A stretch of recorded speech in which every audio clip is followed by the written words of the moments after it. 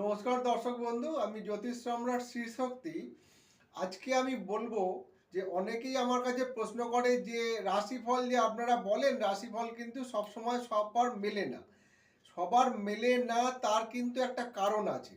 কারণটা হচ্ছে যে আমরা সবাই যে বিচারগুলো করে থাকি সেগুলো হচ্ছে একটা রাশির চন্দ্রের মুভমেন্ট, বৃহস্পতির মুভমেন্ট, শনির মুভমেন্ট অনুযায়ী বিচার করা হয়।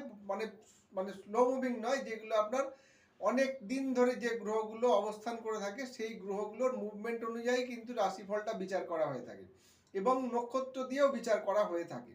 কিন্তু আজকে আমি বলবো যে আপনি কি করে বুঝবেন যে আপনার রাশিফলের বিচার করা হচ্ছে, অথচ সেই রাশিফলটা কিন্তু সবার সঙ্গে কিন্তু মিলছে না।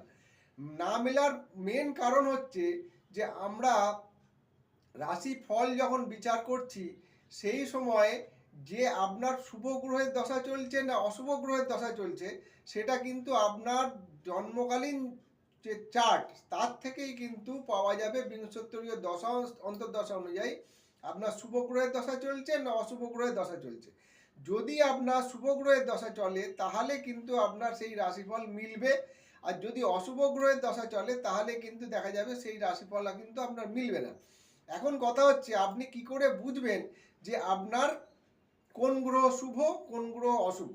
সেটার জন্য আপনাকে প্রথমেই কাউকে দিয়ে একটা চার্ট তৈরি করাতে হবে, করিয়ে আপনাকে জানতে হবে যে সেই চার্টে কোন গ্রহ শুভ কোন গ্রহ অশুভ। প্রথমেই আজকে আপনাকে একটা সামান্য বিষয় নিয়ে আলোচনা করছি, যেটা হচ্ছে কুম্ভ, মানে ধরুন মকর রাশি।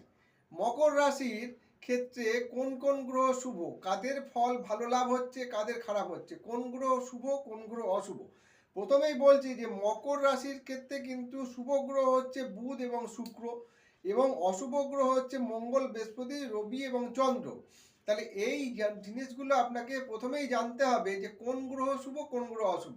এবারে যদি দেখা যায় যে আপনার যখন ভাগ্য 2025 সালের ভাগ্য বিচার করা হচ্ছে, সেই সময় যদি আপনার বুধ গ্রহ বা শুক্র গ্রহের দশা অন্তর্দশা চলে, তাহলে কিন্তু আপনি সেই ভালো ভালো ফলগুলো লাভ করবেন।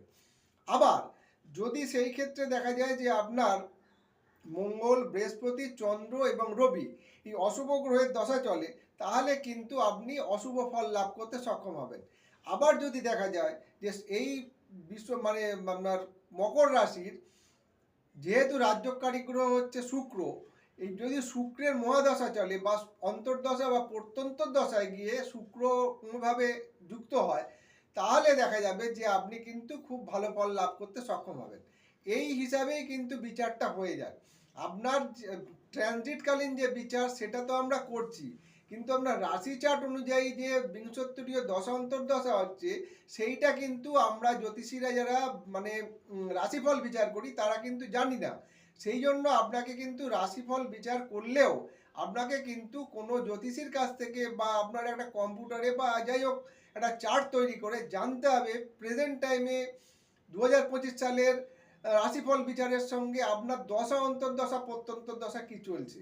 যদি সেখানে শুভ গ্রহের দশা অন্তর্দশা প্রত্যন্তর দশা চলে, তাহলে কিন্তু এই শুভ ফলগুলো আপনি পাবেন। আর যদি অশুভ গ্রহের দশাগুলো চলে তাহলে কিন্তু আপনি অশুভ ফল পাবেন।